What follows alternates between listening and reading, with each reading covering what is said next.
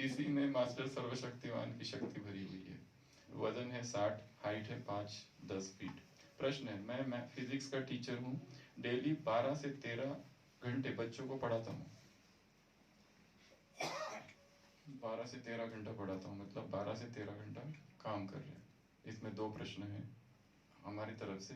पहला, तो इतना काम क्यों कर रहे हो?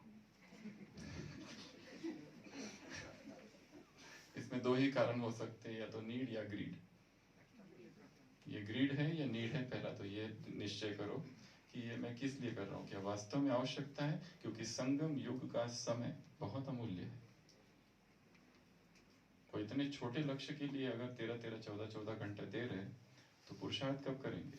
तपस्या कब करेंगे? प्रश्न सुनते हैं क्या? तो 12 से 13 घंटे बच्चों को पढ़ाता हूँ, फिजिक्स का टीचर हूँ। क्या सिर्फ नेचुरल लिक्विड पर रहा जा सकता है? कोई नुकसान तो नहीं हुआ? नुकसान तो ऑलरेडी हो रहा है, क्योंकि अगर 12 घंटा पढ़ाना है और 3 बार अगर सॉलिड भोजन, सॉलिड अर्थात ठोस आहार, सॉलिड अर्थात जिसको चबाना पड़ता है, बाइट करना पड़ता है, रिप करना पड़ता है, फाड़ना पड़ता है दांतों से, ये सब धीरे धीरे हमको पता चलेगा कि ये पाश्विक है, ये पशु तुल्य है।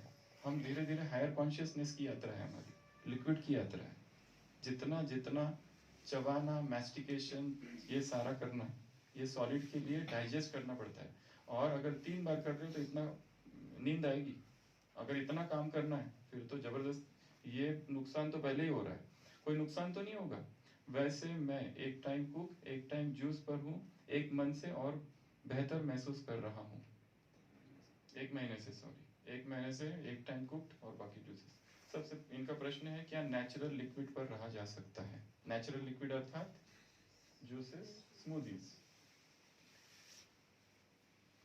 प्रश्न ये है ही नहीं कि किस पर रहा जा सकता है और किस पर नहीं रहा जा सकता। हम ये देख रहे हैं कैटेगरी 4 है लोग जिनको किसी भी चीज की आवश्यकता नहीं है।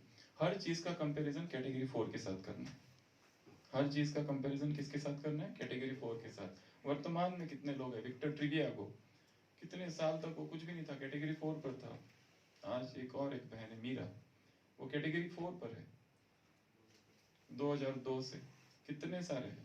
जसमीन कैटेगरी 4 पर थी, अभी कुछ सालों से कैटेगरी 3 पर है। उनको आवश्यकता ही नहीं है, क्योंकि उन्होंने अपने शरीर को इस तरह से ट्रेन कर दिया है, और उनको काम इतने सारे करने, किताबें लिखनी है और कुछ करना है, वो सीधा कैटेगरी 4 पे है। और वो धीरे धीरे आई है, उन्होंने जबरदस्ती नहीं लाई है। वो पढ़ाई करते करते करते करते, या फिर उनको कोई अचानक से मदद मिल गई। और इतिहास में ऐसे ढेर सारे उदाहरण है जो हम देखेंगे, बहुत सारे उदाहरण कैटेगरी 4 के। लेटेस्ट उदाहरण जिन्होंने अभी भी शरीर छोड़ा, प्रहलाद जानी जी, नीचे आबू रोड के नीचे ही थे। कितने सारे प्रयोग किए गए, 80 साल तक ना खाना ना पीना, कैटेगरी 4। HRM 411 दिन Sterling hospital under doctor Sudhir Shah के अंडर थे, कैटेगरी 4। तो कैटेगरी 4, हर एक प्रश्न का कंपैरिजन किसके साथ करेंगे? कैटेगरी 4 के साथ। ये सब हम मान्यताएं हमारी। तो इनका प्रश्न है, लिक्विड पर रहा जा सकता है? पहले तो रहा जा सकता है, परंतु केवल नेचुरल लिक्विड्स पर ही नहीं रहना है, दोनों। ये भी एक बंधन है कि मुझे केवल यही पीना है। अगर ऐसी जगह चले जाओ वहां फ्रूट्स है ही नहीं, फिर क्या करोगे? अगर ऐसी जगह चले जाओ जहां रस मिलता ही नहीं है, फिर क्या करोगे? फिर तो मुश्किल हो जाएगी ना। फ्रीडम होना चाहिए। वो नहीं है तो सॉलिड खा लो, और सॉलिड खाने के बाद अगले 4 दिन, श्री अरविंदो कहते हैं, अपने लिए कहते हैं कि मैं 4 दिन भोजन करूंगा और अगले 4 दिन मुझे कुछ ना मिला तो भी चलता है। इसको कहते हैं फ्रीडम। फ्रीडम वो नहीं है डर डर के जीना कि हम तो भाई जूस ही पीते हैं, हम तो केवल कच्चा ही खाते हैं, अगर कच्चा मिला ही नहीं तो फिर तो मर जाएंगे। वो नहीं, फ्रीडम की यात्रा है, परंतु वो धीरे धीरे आएगा। फ्रीडम एक दिन में नहीं आएगा। तो प्रश्न है, लिक्विड डाइट पर रह सकते हैं क्या? इनके लिए तो बहुत ही जरूरी है, क्योंकि लिक्विड को डाइजेशन बहुत आसानी से हो जाए, डाइजेशन कम होता है, ज्यादा एब्जॉर्प्शन होता है। तो जितना जितना हमको अपने शरीर को डाइजेशन के शरीर से एब्जॉर्प्शन का शरीर बनाना है। अगला प्रश्न है, दी के